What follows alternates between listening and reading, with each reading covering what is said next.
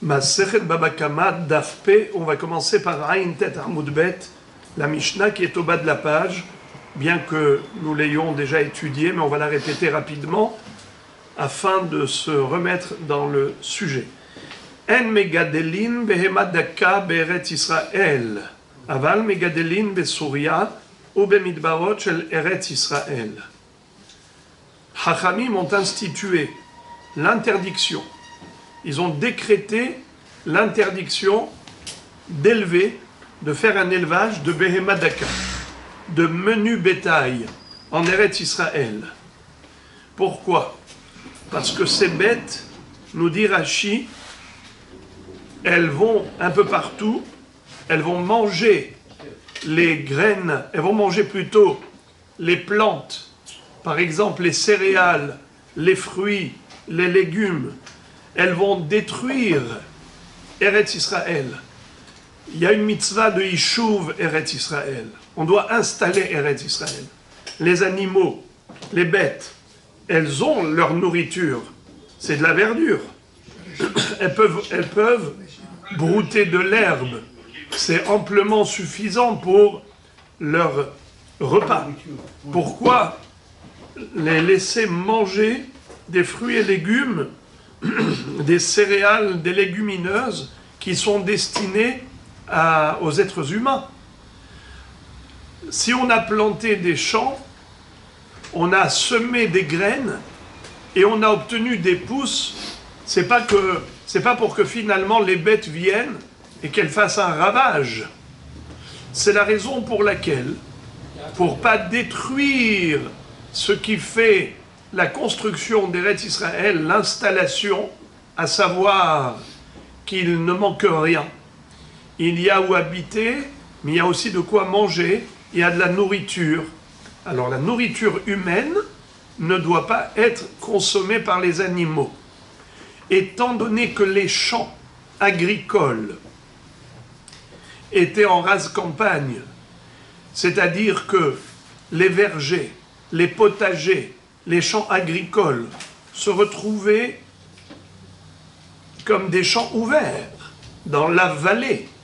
C'est pas comme un petit jardin à proximité de ta maison que tu vas clôturer. N'est-ce pas? Ce sont des étendues de verdure à perte de vue, n'est-ce pas, de champs agricoles. Ces champs agricoles, ils sont accessibles aux animaux. Alors on ne veut pas que le menu bétail se retrouve ici, en Israël. Comment on fait alors pour manger? On verra. Mais déjà, ça c'est la première raison. Deuxième raison, c'est que on cause un préjudice financier à son voisin. Toi, tu laisses tes animaux gambader, vagabonder, elles vont, soi-disant, au pâturage, à la prairie, mais elles se permettent de rentrer dans le champ du voisin. Elles vont faire un carnage. Elles vont ravager ses céréales, ses légumes, ses fruits. Alors, c'est la raison pour laquelle Chachamim ont dit qu'il ne faut pas qu'il y en ait en Israël. C'est un décret rabbinique d'interdire l'élevage de menu bétail en Israël. Les moutons, les chèvres, faut pas. Et on verra tout de suite les détails. S'il vous plaît, merci beaucoup. Alors, je relis le Rashi, il est important. Le premier Rashi de la Mishnah. En megadelin behema daka be'eretz Israël, mishum yishuv eretz Israël. שמבעיר את השדות, מבער את השדות. בכל שדות ארץ ישראל, סתמן לישראל. Nous avons ici deux arguments dans Rashi. Le premier, c'est un argument général. On a une mitzvah de Yishuv Eretz Israël. Cette mitzvah d'installer Eretz Israël, de construire Eretz Israël, nous interdit de la détruire. Et même de manière indirecte, en ayant des troupeaux de menu bétail qui peuvent circuler librement et aller ravager les champs d'Eretz Israël, en soi, c'est déjà négatif, mais en plus du dommage général à l'échelle nationale Eretz Israël, il y a aussi un dommage pour le particulier.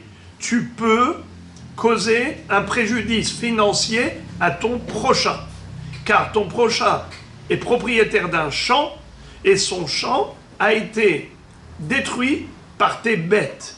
Alors, tu ne peux pas faire un élevage de bêtes, car tu ne pourras pas les maîtriser. Il faut bien que tu les laisses partir à la prairie. Eh bien, de la prairie, du pré, elles vont aller plus loin. C'est un jeu de mots. Elles ne vont pas aller que très près, elles vont aller même très loin. Donc c'est dangereux. En megadelim be'emadaka be'eretz Israël. Aval megadelim be'Souria. Megadelim be'Souria. Mais on peut en Syrie. C'est-à-dire, comme on a expliqué déjà au nom de Rashi, que la Syrie fut à l'époque annexée à Eretz Israël par David Ameler. Mais étant donné que ça s'appelle Kibush Yahid Loshme Kibush, la conquête d'un particulier n'est pas considérée comme la conquête nationale. Étant donné qu'il n'y a pas de mitzvah de Yishuv Soria, la mitzvah c'est que Yishuv Eretz Israël, donc il n'y a pas d'interdiction en Syrie. Et Rashi rajoute, et si jamais il y a eu un incident, à savoir que la bête de Réhouven est rentrée dans le champ de Shimon et elle a fait un ravage, eh bien, il faudra le dédommager. Le propriétaire de la bête va devoir dédommager le propriétaire de ses fruits et légumes, de ce champ. Mais on ne va pas décréter de manière générale l'interdiction de faire de l'élevage de menu bétail par rapport à ce risque. Si jamais il y a eu problème, eh bien, on règle le problème en direct. Encore une takana, qui est un décret rabbinique. Pardon, j'ai oublié d'ouvrir la parenthèse de la Mishnah. Parmi les exceptions, c'est-à-dire là où on a le droit de faire de l'élevage, c'est en Syrie et même en Israël, mais dans le désert.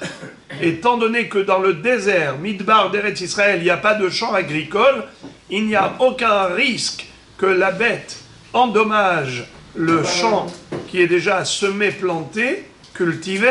Il n'y a aucun risque, alors pourquoi interdire? Tu veux faire de l'élevage de menu bétail en Israël, va au désert. Pardon? Qu'est-ce qu'ils vont manger?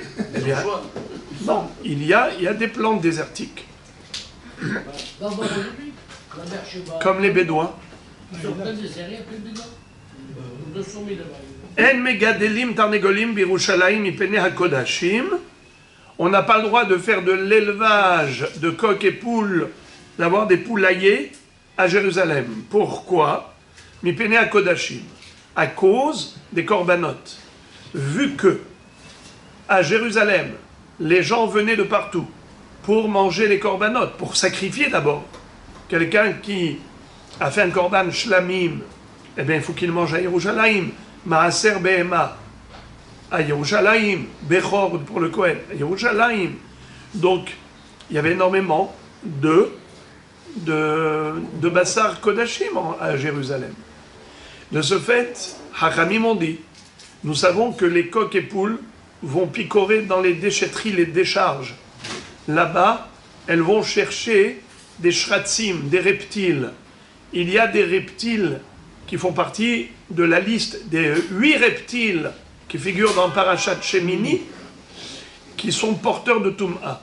Imaginons que le coq ou la poule ont ramené avec eux dans leur bec un morceau de reptile, un filoukaradasha, aussi petit qu'une lentille, eh bien, c'est métamé.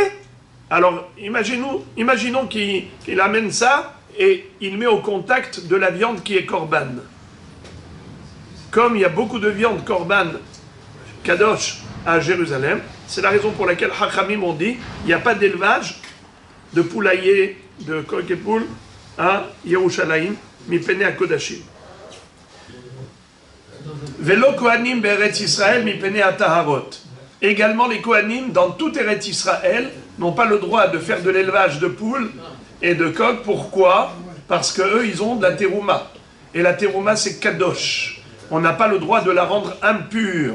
Or, si on a des coqs et poules qui circulent librement dans la maison, ou dans le jardin, ou dans la cour, et ils ont dans leur bec un morceau de reptile tamé, ils peuvent le mettre au contact de la terouma, ce qui va la rendre impure, on va devoir la brûler. C'est assourd de causer, a priori, une tum'a et une terouma.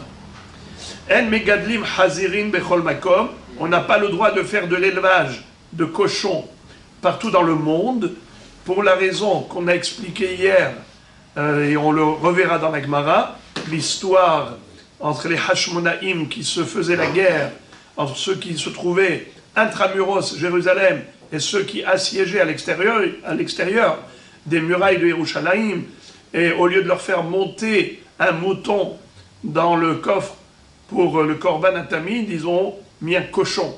Et quand il a mis ses pattes, ses sabots sur la muraille de Yerushalayim, il y a eu un tremblement de terre en Israël. Et depuis Hachamim, on dit assourd d'élever, de faire du business de cochon, de l'élevage. Et on a le droit de faire de l'élevage de hamor, oui, de chameaux, oui, de toutes sortes de choses qui sont interdites à la consommation. Quelle différence entre le porc et l'âne, et le chameau, et le cheval? Ceux-là, certes, ils sont nécessaires pour le travail, parce que le cheval permet de voyager, l'âne de transporter, le chameau de traverser les déserts, et ainsi de suite. Donc il n'y a pas d'interdiction, bien que ce soit interdit à la consommation. Le hazir, c'est assourd, pour la raison qu'on vient de donner. Et on va voir après. En megadlin hazirin vechol makom. Lo yegadel adam et akelev. Elam ken haya kashur beshalshelet. Un homme n'a pas le droit d'élever un chien, sauf s'il était attaché à une chaîne. Rashi dit, car le chien mord, et il aboie, il fait peur aux gens, il peut même causer un avortement, une fausse couche à une femme enceinte, par la peur qu'elle a du chien qui a aboyé ou qui l'a surpris. Il faut qu'il soit attaché à une chaîne. En porsin ni shovim layonim, on ne met pas de piège pour les pigeons. Elam kenayara hok minayishuv shloshim res. Tu as le droit de mettre un piège pour les pigeons qu'à l'extérieur de la ville, au-delà de 30 res. On a dit que Rashi nous a expliqué que ça fait arba'a millin. Donc si 1 mille équivaut à 1 kilomètre, 1 mile, 1 mille, même mieux de la med. Je ne parle pas du mile américain, je parle de 1 mille, c'est alpaïmama, 2000 coudées. Une coudée, c'est à peu près 50 cm. Donc 2000 coudées, ça fait 1 km. Donc 4 millines, ça fait 4 km. Shloshim res, donc 1 res, ça fait 7, comment on appelle ça, 1 mille, ça fait 7 ris et demi. 4000, ça fait 30 ris. Et la Mishnah a parlé en ris. Shloshim res, qui font 4 millines. En tout cas, d'une manière ou d'une autre, ce qui est sûr, c'est qu'on n'a pas le droit d'avoir des pièges de pigeons dans la ville. Il faut s'éloigner à 4 km de la ville. Pourquoi?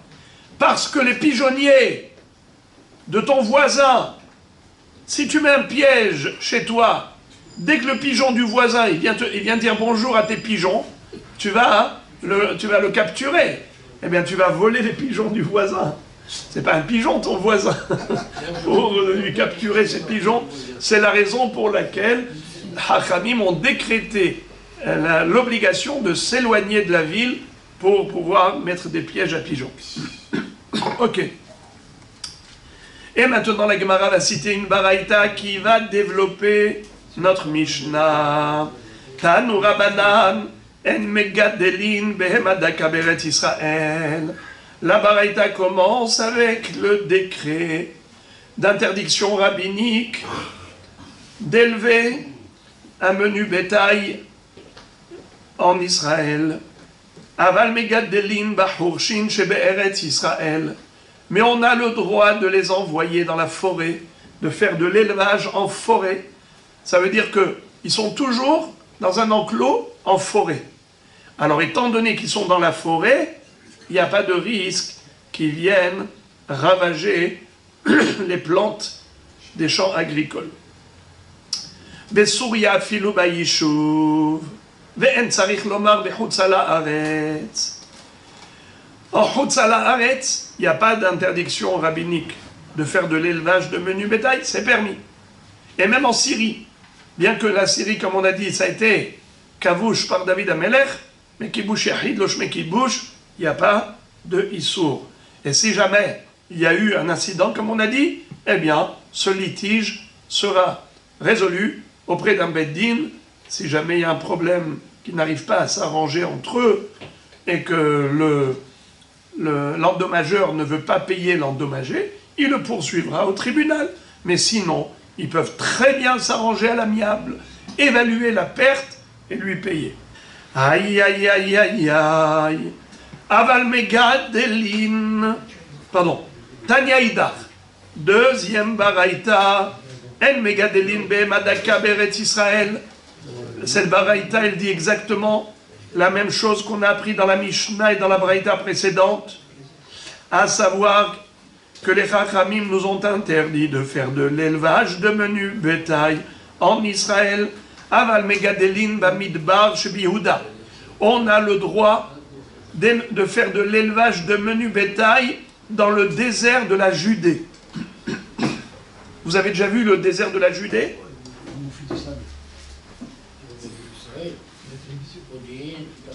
À Arad.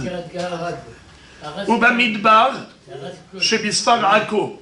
Également au désert qui se trouve à la limite de Akko.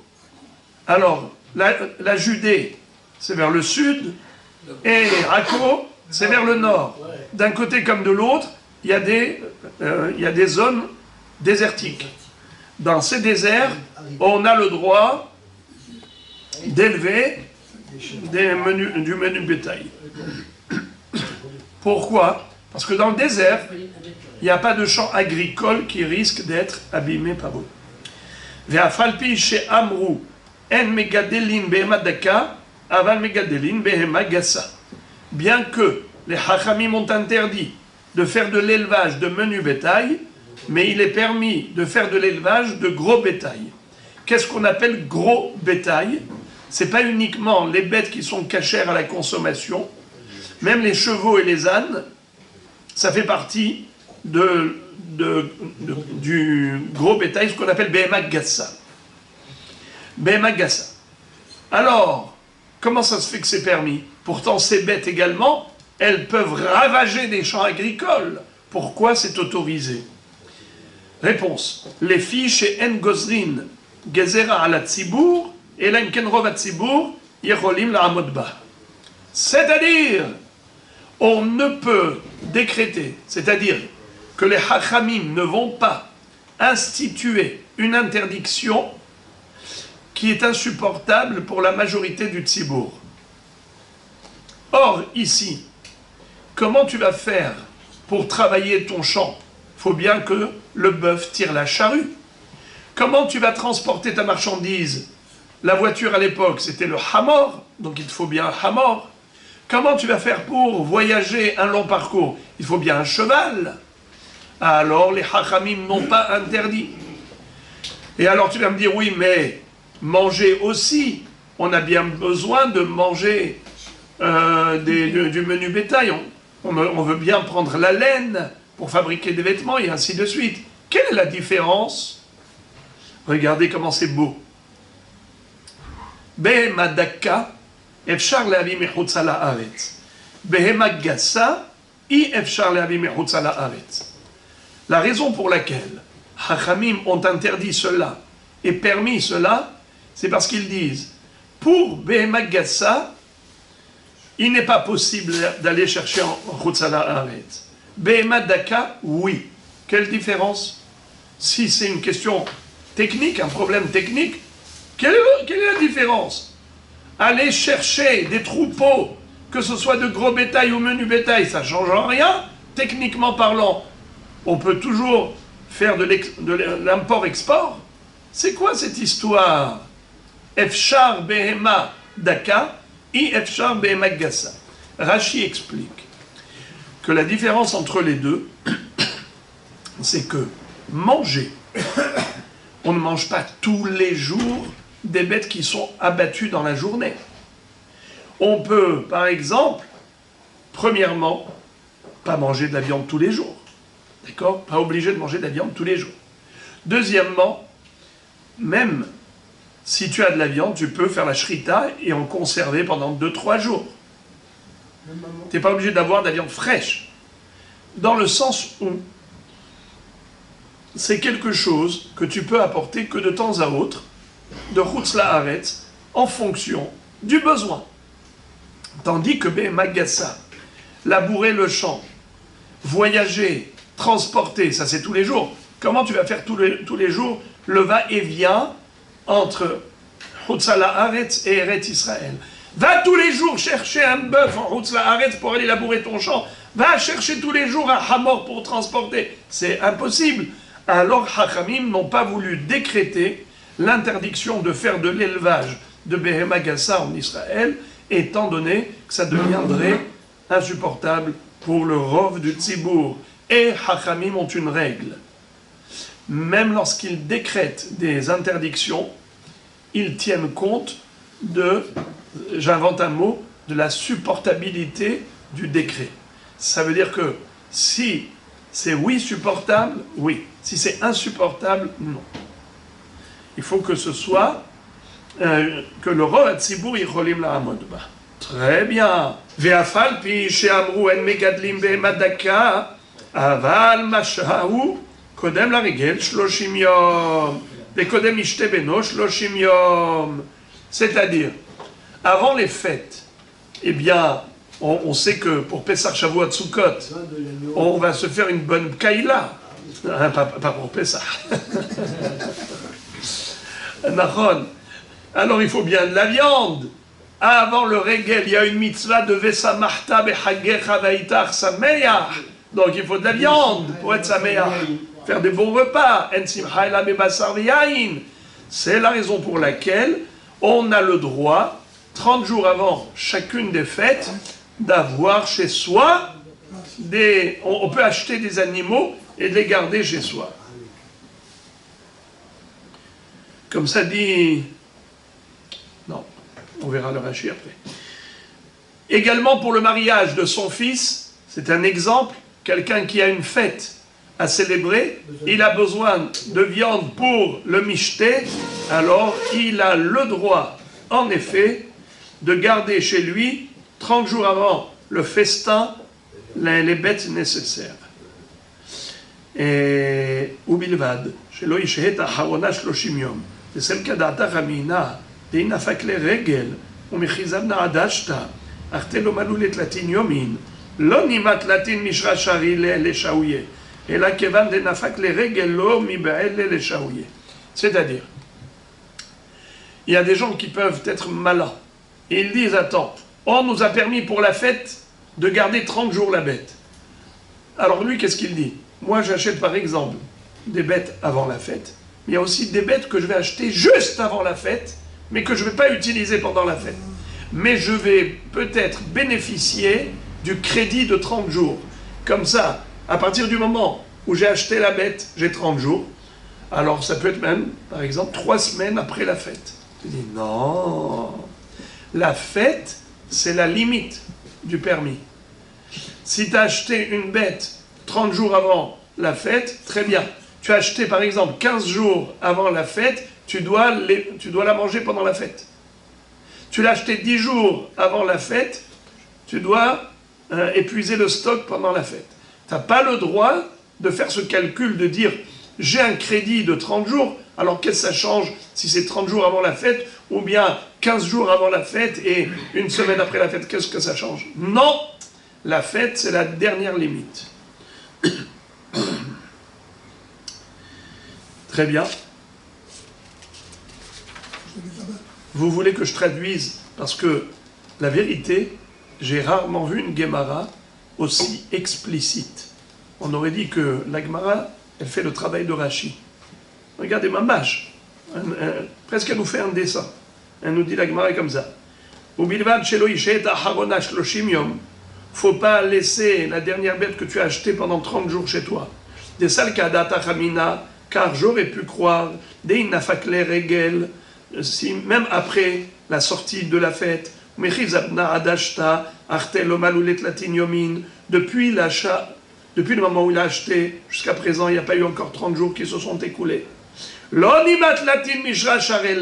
Faut pas croire que 30 jours, c'est de facto permis, les shaouye, pour laisser chez lui. Non!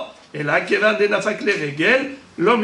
shaouye. Une fois que la fête est sortie, la fête est terminée, ça y est, il n'a pas le droit de garder la bête chez lui, il doit lui faire la shrita pour la consommer. Je passe au daf P. Ve'atabah, lokeach ve'shohet, lokeach ve'shohet, ou bilvad shelo yashhe aguna shebahen shloshim yom. C'est-à-dire, le chevillard, lui, il attend le jour du marché. Nachon? Il attend le jour du marché pour vendre ses bêtes. C'est un commerçant. Lui, il a le droit d'acheter les bêtes 30 jours avant le jour du marché, avant la foire.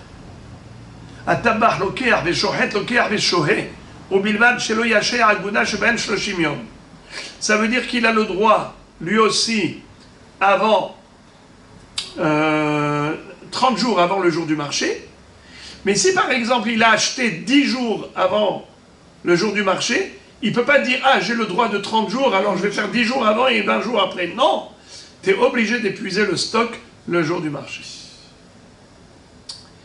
Et maintenant, la Gemara nous raconte une histoire à ce propos. Sha'alu Talmidav et Rabban Gamliel. Les élèves de Rabban Gamliel lui ont posé la question suivante.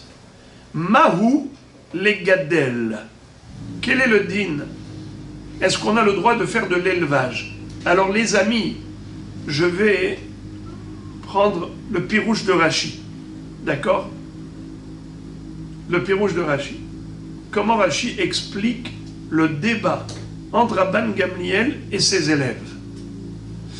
Lui, Rashi comprend que Rabban Gamliel n'est pas d'accord avec les Chachamim, qui ont institué l'interdiction de faire de l'élevage. Regardez. Shalou Talmidav et Rabban Gamliel. Mahou les Gadel. Les élèves de Rabban Gamliel lui ont demandé quel est le din. Est-ce qu'on a le droit de faire de l'élevage de menu bétail? Amar lahem, mutav. Il leur a dit permis. Ve'atnan en megadelin. Mais pourtant, il est écrit que en megadelin, et on n'a pas vu dans la Mishnah que Rabban Gamliel disait le contraire. Et la rikabaumine, maoul et ashrot, la kavana des élèves, ce n'était pas est-ce qu'on a le droit de faire de l'élevage? Non. Leur kavana c'était est-ce qu'on a le droit d'acheter une bête et de la garder à la maison et de l'enfermer? C'est ça la kavana. Ça veut dire que on ne va pas la laisser circuler librement dans la rue. Il n'y a pas de risque qu'elle aille endommager le champ des voisins. Est-ce qu'il y a un problème? On a envie de garder chez soi une bête, un jour on veut la manger, même si on n'a pas un festin particulier, une célébration, une cérémonie particulière. Ok, mais on veut. Est-ce qu'on peut les ashrot et on l'attache à la maison? Amarem Moutar, il leur a dit, c'est permis. C'est-à-dire, vous avez le droit, si vous avez une bête que vous attachez au pied du lit, façon de parler, elle est attachée chez vous à la maison, et vous la surveillez qu'elle ne sorte pas à l'extérieur pour aller dans un enclos ou autre, non, vous n'avez pas le droit de la laisser paître à l'extérieur. Vous la nourrissez à l'intérieur de chez vous, c'est permis. Et Rashi tient à nous indiquer Ve Rabbanan pligé ale des Rabban Gamliel. Relisez cette phrase dans Rashi. Ve Rabbanan pligé ale des Rabban Gamliel. Ça veut dire que les Hachamim ne sont pas d'accord avec Rabban Gamliel. Rabban Gamliel est d'accord avec les Hachamim pour dire que oui, il est interdit de faire de l'élevage de menu bétail en Israël. Ok. Mais ce sur quoi ils ne sont pas d'accord, c'est quand il s'agit de prendre une bête et de l'enfermer à la maison.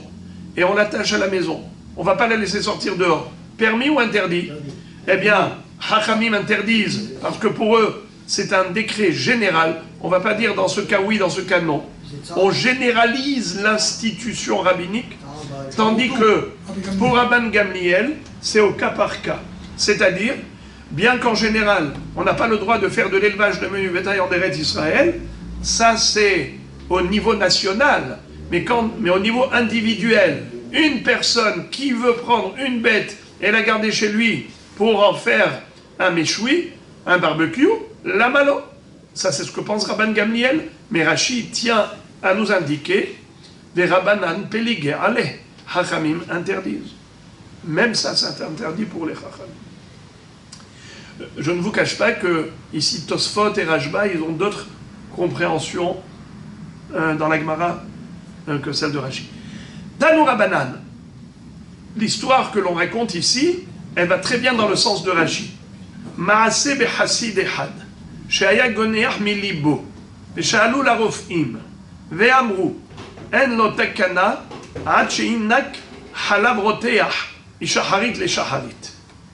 והביאו לו עז וקשרו לו בקרי המיטה. והיה יונק ממנה משחרית לשחרית. Il y avait un chassid. En général, quand on dit chassid dans le chasse, c'est ou Rabbi Yehuda bar Bil'ay ou Rabbi Yehuda ben Baba. Ce chassid avait une insuffisance cardiaque. C'est-à-dire qu'il avait de tels malaises qu'il toussait beaucoup par rapport à ou des soupirs gonéach par rapport à des malaises cardiaques. Les docteurs lui ont dit qu'il faut qu'il boive du lait frais, halav roteach, c'est-à-dire du lait tout frais qui sort directement de la bête. Sort directement de la bête. Alors qu'est-ce qu'ils ont fait? Ils lui ont apporté une petite bête, une chèvre laitière. Et c'est comme ça qu'il avait tous les matins, mishaharit, les shaharit, du lait chaud, naturellement chaud, de la chaleur du corps de la chèvre. Et tous les jours, il buvait du lait de chèvre. D'ailleurs, il y a des docteurs qui disent que le lait de chèvre, c'est beaucoup mieux que le lait de vache. Eh bien, les amis, figurez-vous qu'un jour, il a reçu la visite des Hachamim. Et là, ils vont constater la présence de la chèvre chez le Hassid. Regardez-moi ça. Qu'est-ce qui va se passer? Un jour arriva et les amis du Hassid sont venus lui rendre visite. Kevan shera uota ez keshura bekare amita hazru leachorehem. Aïe, aïe, aïe, aïe, quand ils ont vu cette chèvre attachée au pied du lit, c'est-à-dire qui se trouvait ici dans sa maison, Hazou le'achorehem, ils ont rebroussé chemin, ve'amrou, ils ont dit, listim mezouyan bebeto shelze. Il y a ici un brigand armé dans la maison de ce Hassid, ve'anu nichnasim etzlo, et nous, on va rentrer chez lui. C'est-à-dire la chèvre qui se trouve chez lui, c'est contraire à l'opinion des Chachamim. Chachamim ont institué l'interdiction. Pourquoi? Chachamim ont dit, la bête, elle va ravager le champ des voisins. Ça s'appelle un brigand armé. La chèvre, elle a des dents, elle a un appétit, et elle ne distingue pas entre ce qui est permis et ce qui est interdit. Là où elle trouve des champs ouverts, elle va se régaler. elle va se délecter. Ça s'appelle un brigand armé, la petite chèvre. Alors, ils ont exprimé leur mécontentement. Écoutez ça. Velo matsubo ela oto avon shel otaez.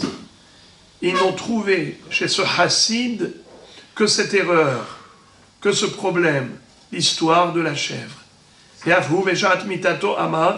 Et même lui-même, quand il a fait un vidouille à la fin de sa vie, Amar, Yodeani, je le sais pertinemment, chez Enbi Avon et la Avon Otaez, je n'ai commis aucune faute, si ce n'est que cette faute-là, d'avoir une chèvre chez moi,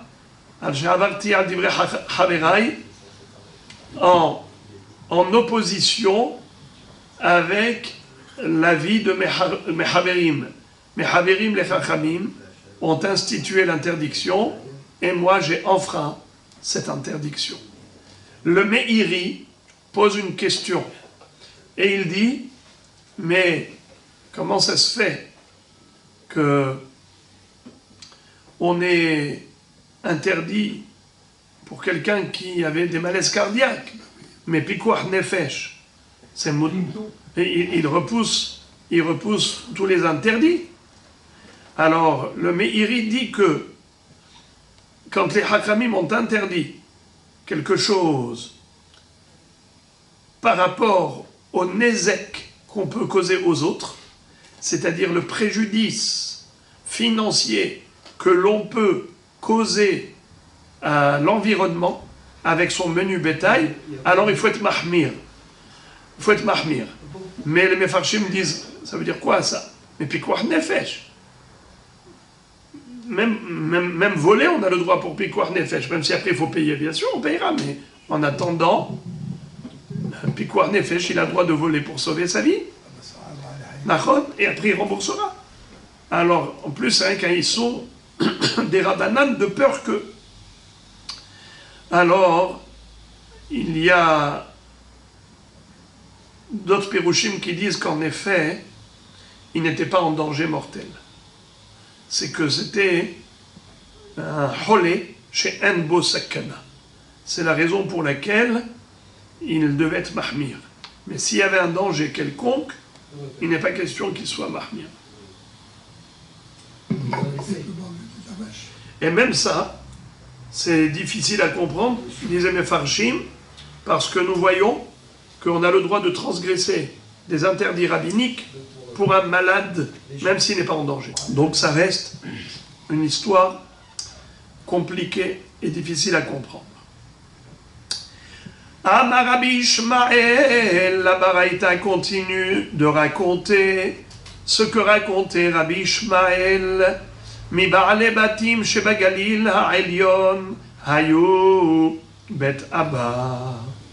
Rabbi Ishmael va dire que dans sa famille ancestrale, il y avait là-bas des gens importants, des hachamim, des notables, ba'ale batim de la haute Galilée. Chez Hayou, pourquoi ils ont fait faillite? Pourquoi malheureusement il y a eu une déchéance au sein de cette famille? Chez Hayou Mar'in Bahorshin, parce qu'ils faisaient de l'élevage de menu bétail dans leur forêt. Vedanin Dine Mamonot Biahid, et aussi ils se permettaient de devenir juges et de faire des jugements en Yahid.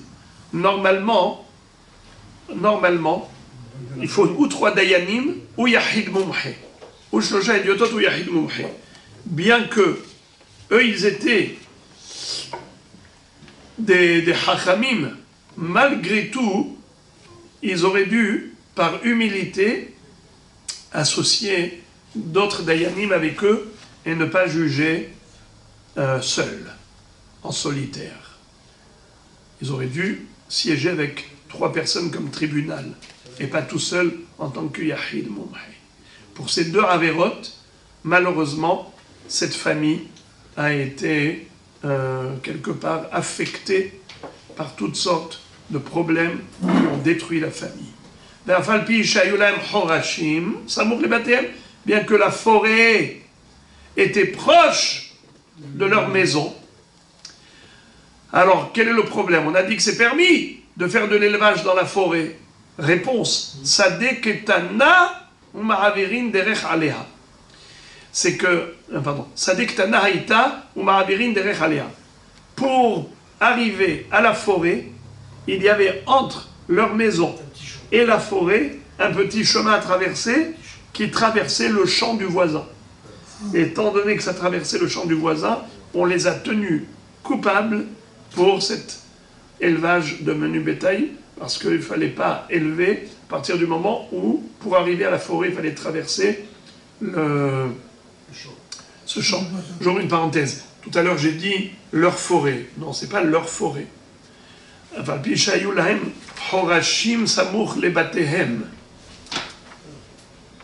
On peut dire que c'était leur forêt à eux, comme on peut dire, Ayalahem, ça veut dire ils avaient, mais pas forcément qu'ils étaient propriétaires. On peut dire, il y avait là-bas des forêts, donc par rapport à la proximité, ils avaient. Alors c'est oui ou non, ou ils étaient propriétaires, ou ils n'étaient pas propriétaires, et ça ne change rien. Tanu Rabanan. La Gemara, c'est une baraïta qui continue de développer le sujet de l'interdiction de faire de l'élevage de menu bétail en Israël. Imaginons, Roé chez Assa Teshuva, un propriétaire de troupeau qui était le berger de son troupeau de menu bétail, qui a fait Teshuva, c'est-à-dire il a pris sur lui l'engagement de se repentir et de ne plus jamais élever du menu bétail dans une zone agglomérée ou dans une zone agricole. Uniquement dans le désert ou dans des forêts, ça c'est permis. Mais il a dit plus jamais je ne vais enfreindre, comme je l'ai fait dans le passé, l'interdiction rabbinique. Le problème, c'est que maintenant il a plein de bétail. Et il n'a pas de désert à côté, il n'a pas de forêt à côté. Qu'est-ce qu'il fait avec tout ce bétail qu'il a? Quoi, il va maintenant les liquider en 2 minutes? Non. En mechayvim oto limkor miyad, ela mocher al yad al yad. On ne l'oblige pas à tout vendre immédiatement pour évacuer le stock. Il peut vendre au fur et à mesure. Par exemple, s'il vend à des gens qui vont, par exemple, faire la fête, à toi tu vas faire le mariage de ton fils, toi tu fais la bar mitzvah de ton fils, alors il vend à qui c'est permis. Il n'est pas obligé de vendre tout de suite et immédiatement. Et là, aliad, leat, leat. Vechen mi shenadar likach ba'id velikach isha be'eretz Israël, en mechayvim oto likach miyad, ad shimtza ou genet lo. Quelqu'un qui a fait un éder d'acheter une maison en Israël. Il a fait. Hein? Grande mitzvah. Acheter une maison en Israël. On ne l'oblige pas à acheter une maison en Israël immédiatement. On lui donne le temps de trouver une maison adéquate. Pourtant, il a fait un éder. Je fais un éder de faire ma aliyah, j'achète une maison. Ah, d'accord, c'est une mitzvah. Et il a fait ce neder. Maintenant qu'il a fait ce neder, tu vas dire tout de suite? Non, parce que une maison, ça doit être quelque chose de confortable, d'agréable. Tu n'es pas obligé de vivre dans un taudis. C'est-à-dire que pour accomplir son neder, on ne va pas l'obliger d'aller immédiatement acheter un taudis pour vivre là-bas parce qu'il a fait un neder d'habiter dans une maison en Israël. Eh bien, il faut qu'il prenne le temps de faire, comme on dit, un voyage d'études pour explorer le meilleur habitat pour lui. Ok. Entre parenthèses, est-ce que les Nedarim, c'est quelque chose de positif? La Gemara dans Masechet Nedarim nous dit que il n'y a que les Rechaim qui font des Nedarim. Pourquoi? Parce qu'un tzaddik qui ne fait pas de Neder, il a peur de transgresser le Neder. Alors il ne fait pas de Neder, c'est que les Rechaim. Kenidre Rechaim uchnidvotam, nachon? Mais malgré tout, la Gemara dit qu'il y a des Nedarim qui sont considérés positifs c'est Nidre Ziruzin. C'est quoi Nidre Ziruzin? C'est lorsqu'une personne, elle veut s'imposer l'accomplissement d'une mitzvah. Étant donné que c'est pour une mitzvah, alors on a le droit de faire un neder pour se stimuler à accomplir la mitzvah. Ou bien le bonhomme a dit, voilà, je suis célibataire trop longtemps, il faut que je me marie. Il fait un neder de se marier. Alors quoi? Premier shidduch qu'on lui propose, première femme qu'on lui présente, tout de suite, voilà, il est obligé d'accepter, même si c'est à contre-cœur. Non, il faut qu'il trouve la femme qui lui correspond. D'ailleurs, la Baraïta continue et raconte une histoire.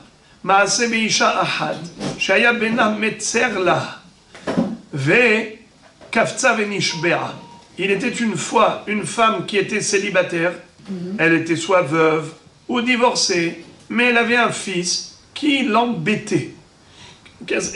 Alors elle a fait un neder, une chevoura, plutôt un serment. Kol mishi yavo eni mahzirato. Toute personne qui vient maintenant me demander ma main, me proposer le mariage, eh bien je dirai oui tout de suite. Je ne vais pas le renvoyer bredouille. Pourquoi? Alors, parce que son fils, Metzerla. Qu'est-ce que ça veut dire son fils, Metzerla? Son fils, lui, alors il y a deux explications. Soit Metzerla, ça veut dire, elle en avait marre de se retrouver avec son fils, toute seule, cette veuve ou divorcée. Il lui faisait tellement de problèmes à la maison. Elle s'est dit, je vais le laisser tout seul ici, moi je vais me marier avec un homme, je vais partir, allez, qu'il se débrouille tout seul. C'est une compréhension possible. Autre compréhension, Aya Metzerla, c'était que son fils lui mettait la pression. Il disait, maman, tu ne peux pas rester seule longtemps comme ça. Il faut que tu te maries. Il lui a tellement mis la pression qu'elle lui a dit, ok, je fais un éder. La première personne qui me propose de m'épouser, je dirais oui. Alors, Moraï Vera Botaï, regardez qu'est-ce qui s'est passé. Kafzu Aleha, Bene Adam Shena Meuganim. Dès qu'il y a eu des gens qui ont entendu qu'elle a fait ce neder, tout de suite, ils ont fait la queue. C'est-à-dire que, en fait, c'était des gens, malheureusement, des gens malsains, des gens négatifs, des gens mauvais. Et elle a demandé au Chachamim, que faire? Est-ce que je me marie avec cet homme qui est tellement négatif, qui est tellement mauvais? J'ai fait un neder. La première personne qui se proposera en mariage, qui se présentera, j'accepterai, je donnerai mon accord. Faut-il que je donne mon accord? Hachamim ont dit non. Ce n'était pas ta kavana dans ce neder. Quand tu as fait ce neder, c'était que la première personne qui te conviendrait, tu diras oui. Simplement, tu es prête pour le mariage, mais pas à n'importe quel prix avec n'importe qui. כשבא הדבר אצל חכמים אמרו לא נתכוונה זו אלא להגון לה. La Baraïta va conclure le sujet avec la phrase suivante. כשם שאמרו אין מגדלים בהמה דקה, כך אמרו אין מגדלים חיה דקה. רבי ישמעאל אומר מגדלים כלבים כופרים והחתולים וקופים וחולדות צנעים מפני שעשויים לנקר את הבית. Alors, Chachamim ont dit, de la même façon qu'il est interdit de faire de l'élevage de menu bétail, ainsi il est interdit de faire de l'élevage de Haya Daka. C'est quoi Haya Daka? Quelle différence entre Behema et Haya? Behema, ce sont des animaux domestiques. Haya, des animaux sauvages. Dans les animaux sauvages, il y en a qui sont cachers, il y en a qui ne sont pas cachers. Alors, on a par exemple les cerfs. Tzvi. C'est quoi Tzvi? Un cerf. Ayal, Tsevi, Yahmour, Ako, Dishon, Teo, Zamer, ce sont les 7 Hayot Tehorot. Le Tzvi, le cerf, par exemple, la gazelle, c'est une béma c'est une Haya qui est kshera. Mais elle n'est pas domestique, elle est sauvage. Ou, par exemple, le renard, c'est une Haya C'est une bête sauvage, c'est pas une bête domestique.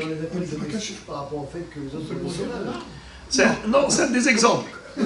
Alors, de la même façon qu'on n'a pas le droit de faire de l'élevage de... Comment on appelle ça? D'animaux domestiques, de menu bétail, ainsi on n'a pas le droit non plus d'animaux sauvages tels que, exemple, la gazelle ou le renard. Pourquoi? Parce qu'ils vont aller ravager les vignobles, ils vont aller ravager les champs, n'est-ce pas? Pour la même raison que ça change. C'est-à-dire ces animaux, ils sont capables des mêmes carnages, des mêmes destructions au niveau des champs agricoles.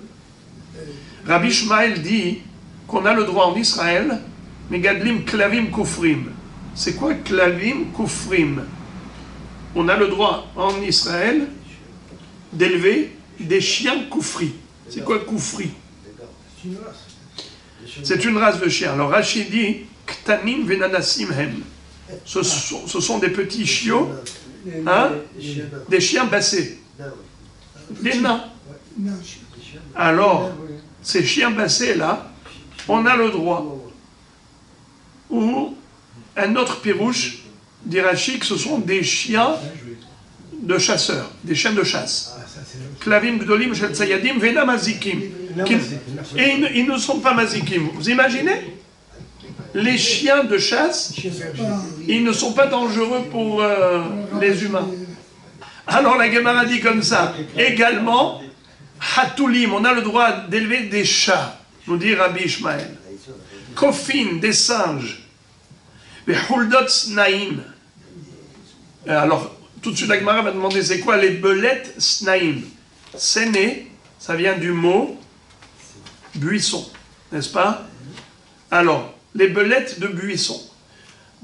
En Israël, dans l'hébreu moderne, les snaïm, c'est des écureuils. Vous avez déjà vu au Canada les écureuils? Oui, il y a partout dans le pays. Alors vous allez. En hébreu moderne, on les appelle snaïm. Mais la Gemara ici, elle parle d'autre chose. Regardez ce qu'elle nous dit. Maï huldot snaïm. Qu'est-ce que c'est que huldot snaïm? Amar Rav Yehuda shirtza hartza. Rav Yehuda va dire que c'est une taupe, c'est-à-dire cette bête-là qui fait des haritzim, qui creuse sous la terre. Il y a ceux qui disent que c'est un petit rampant qui a des pattes très fines, des pieds très fins, et il va paître entre les buissons. On maïshirtza. Et pourquoi on l'appelle sheretz, c'est-à-dire un rampant? Des mitataï shake. Étant donné que ses pattes sont petites, alors il a l'air d'un rampant. Quand les pattes sont petites, alors on voit le corps. Par exemple, vous voyez une souris. La souris a une petite patte. Des petites pattes. Alors ça, c'est comme un rampant. Un lézard, il a des petites pattes, c'est comme un rampant. Parce que dès que les pattes sont petites, on a l'impression de voir un corps ramper. Ok. Fin de citation de Baraïta. Les amis, interrogation orale. Avez-vous le droit d'élever un singe? Oui. Pourquoi tout cela? Quelle est la raison pourquoi? Un chat. Et un chat, pourquoi vous avez le droit? Un chat. Pourquoi vous avez le droit des peu... Hein? Ça va pas manger dans les champs. Ça mangera pas dans les champs. Mi bene sha'asuim lenaker et abayit. Parce qu'il nettoie la maison de souris et de petits vermisseaux. C'est-à-dire que quand vous avez ces animaux à la maison, vous êtes tranquille. Il ne peut pas y avoir de serpents, il ne peut pas y avoir de reptiles, il ne peut pas y avoir de souris. Vous avez le nettoyeur naturel. Amar Rav Yehuda Amarav, Asinu atzmenu bebavel ke'eretz Israël, la ve'ema daka. Rav Yehuda dit au nom de Rav que en Babylonie, on s'est comporté comme en Israël par rapport à l'interdiction d'élever du menu bétail. Pour quelle raison? Parce que les grands Chachamim d'Eretz Israël ont été exilés en Babylonie depuis ce qu'on appelle Galut Yechonia. Comme ça dit Rashi. Bavel Keret Israël, Shemiyom Galut Yechonia, Rabu Sham Atalmidim, Benityashvu Sham, Beishuv Kavua. La Babylonie est devenue le siège d'Israël, car les Juifs se sont installés en Babylonie depuis Galut Yechonia qui a précédé la destruction du temple. Eh bien, ils ont pris sur eux l'interdiction d'élever du menu bétail. Pourquoi? Pour pas abîmer les champs les uns des autres, étant donné qu'ils étaient majoritairement juifs.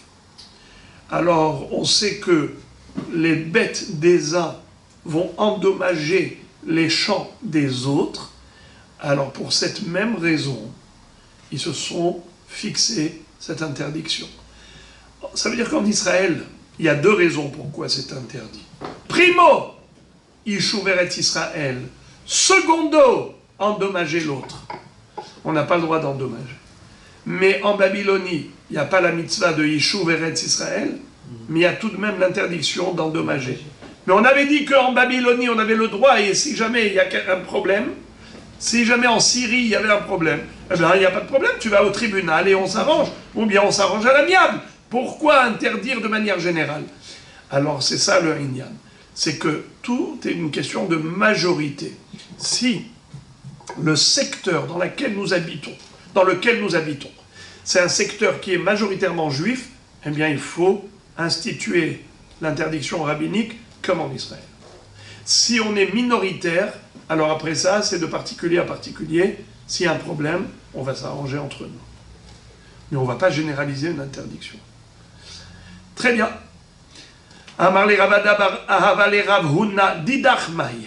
C'est-à-dire, toi, j'ai pas compris. Comment ça se fait que toi, Ravuna, tu as une bête à la maison? Pourtant, tu es en Babylonie. Et en Babylonie, depuis Galut Yechonia, on a interdit, comme en Israël. Alors qu'est-ce que tu fais avec une bête chez toi à la maison? Amarle, Didan, Kamin Teraleu Hova. Pas Hova, Hubba. Hubba, c'était le nom de la femme de Ravuna. Son épouse faisait attention de ne pas laisser sortir la bête. Alors il lui a dit, comment ça se fait que tu as une bête chez toi? Il lui a dit, parce que ma femme a fait très attention de garder à la maison la bête, elle ne sortira pas. Alors à Botaï, retenez votre souffle. Âme sensible, s'abstenir. Amarle, Hubba tikberenuhu libna, Hubba va enterrer son fils ou ses enfants.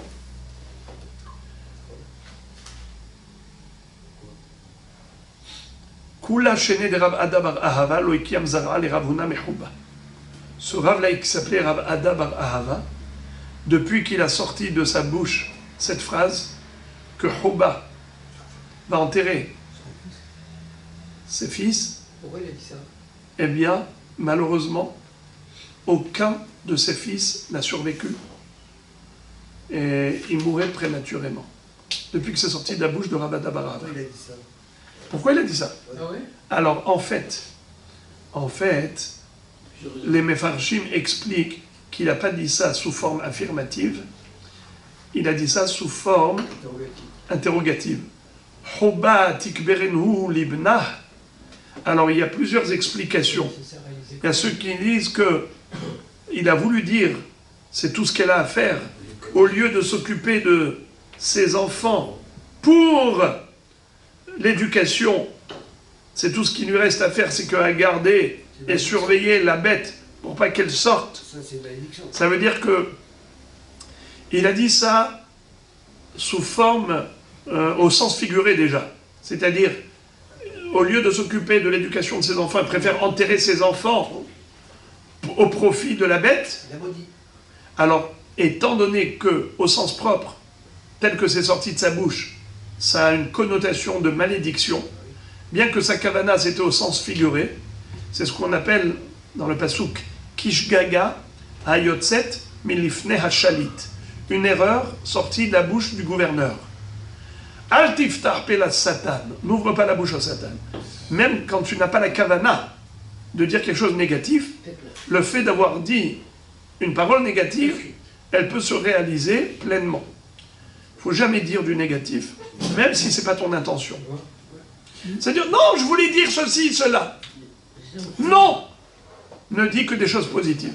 Ne dis pas des choses négatives, même si tu te crois intelligent. Non, mais c'est pas ça ce que je voulais dire. Ne fais pas le hachmologue. En tout cas, les amis, ce qu'il faut comprendre, une chose, c'est que, malheureusement, ça s'est réalisé et il n'a pas eu de garçon qui a survécu jusqu'à ce que Ravada Barava n'était plus de ce monde. Et là, en effet, apparemment, c'est comme ça que la Gemara nous dit, tant que Ravada Barava était en vie. Et la Gemara donne une deuxième explication. Et elle dit, Ika de Amre, deuxième version. Amaravuna Amarav, Asinu Atzmenu Bebavel, Ke Eretz Israël, le Behemadaka, Mechi Ata Rav le Bavel. C'est-à-dire, Rav Huna a dit, depuis que Rav est arrivé en Israël, parce que, en Babylonie, parce que vous savez que Rav, il était d'origine israélienne. Il est arrivé en Babylonie, il a ouvert une yeshiva qui a fait fureur. Il y a eu une affluence, tout le monde venait étudier la Torah chez Rav. Alors Rav Huna a dit, depuis que Rav est venu en Babylonie, il s'est installé ici, c'est devenu comme Eretz Israël. Il y a des yeshivot, partout ici les gens habitent, sont des juifs. Alors depuis, on a institué comme en Eretz Israël.